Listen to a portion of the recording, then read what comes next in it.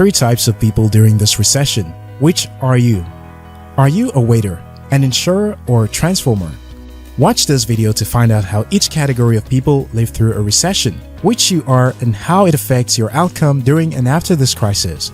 As economies around the world continue to head downwards due to the lockdown as a result of the pandemic, your attitude during this period will make or break your future after this has ended. At the time of making this video, over 22 million Americans have applied for unemployment since the COVID-19 pandemic.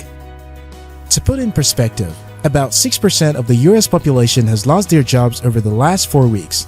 Extrapolate this to other nations around the world, then you have a picture of what's going on. No one knows how long this is going to last. We just know that we are now living through an economic recession. This is our present reality, and there is no point living in denial. After staying safe, alive, and healthy through this time, the next most important thing will be how prepared you are to face life after this crisis. When it comes to dealing with an economic recession such as this, there are three types of people. I'll be telling you about each of these people.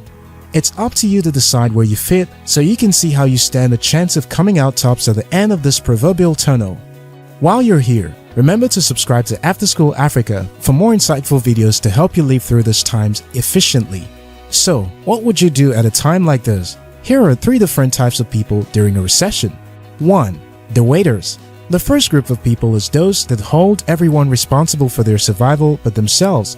Governments around the world are crediting their residents with relief fund and materials for survival, which is a good thing. Most people need this support to pull through this period, and there is nothing wrong with that. However, this group of people simply place their life on hold, relying on government stimulus, aids, and giveaway because they believe that they are just spectators in the game.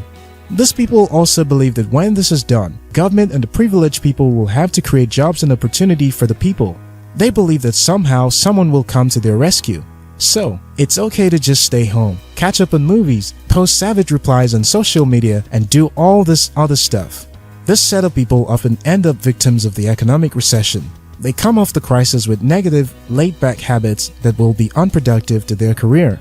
2. The insurers. The second group is the ones that don't need government or anyone's help to speak. They have insured their financial future well ahead of time. They have saved money during the time of plenty and are financially okay. These people are confident that at worst, they can live through a recession for the next 6 months, 1, 2, or even 3 years. At best, they will find a lot of opportunities to grow their investment during this period. They understand that good times don't last and have prepared for the time of famine. These people are often in the minority. 3. The transformers. These are the group of people that are being forced to change and recreate themselves. These are people saying, I can't stand it anymore. I don't like where I am right now. I'm going to use this period to reinvent myself. The reality is that we change in two different ways. One is by choice, the other is by force. The current situation today is forcing this set of people to change for the better.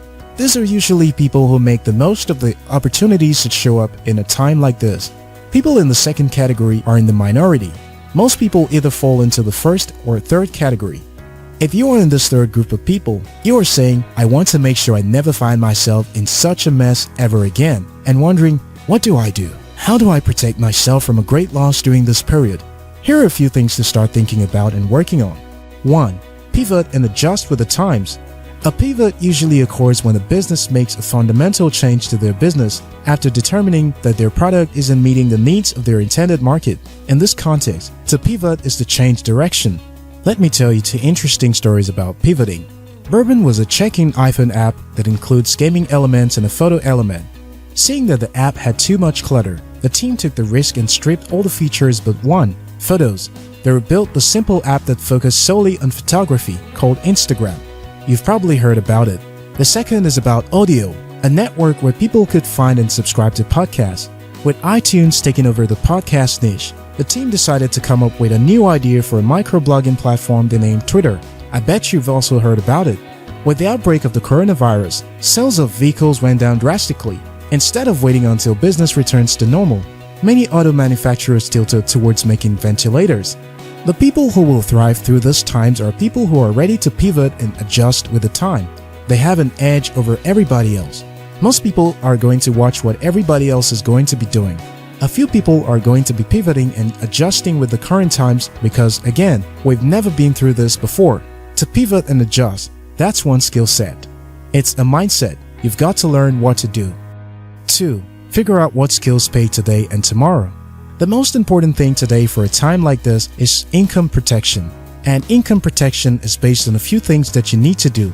It's about knowing what kind of skills pay today and the ensuing times. For instance, if you don't know how to use video conferencing tools like Zoom, you have to learn how to Zoom. If you don't know how to do webinars, you need to learn how to do webinars. If you're not somebody that is comfortable to go live on Facebook or Instagram, you need to learn how to do it. You need to learn how to use the available technology tools to put yourself or business out there. If you're not a social media person, you need to learn how to use social media. If you don't create content, you may need to learn how to do that. If you don't have a service to sell, maybe you need to learn how to sell a service today. If you're not a good salesperson, maybe you need to learn how to sell today because these skill sets are required today. This is how you can maintain and increase your capacity to earn and protect your income. You've got to have the confidence that you know how to make money when everything is fine and when things go downward. Again, if you're in the first group, this video can't help you. Watch all the videos you can. Argue and antagonize with everyone on social media. It's your life. Second group, this video is not for you either. You are already doing fine and have got things figured out. Enjoy your well thought out life. Third group, pivot and adjust. Learn a skill set. Find a service or product that you can sell today. And if you're not getting sales, go learn how to sell. Reinvent yourself. Transform your life. If you're yet to subscribe to After School Africa, now's a good time to hit the subscribe button. Until next time, your success matters.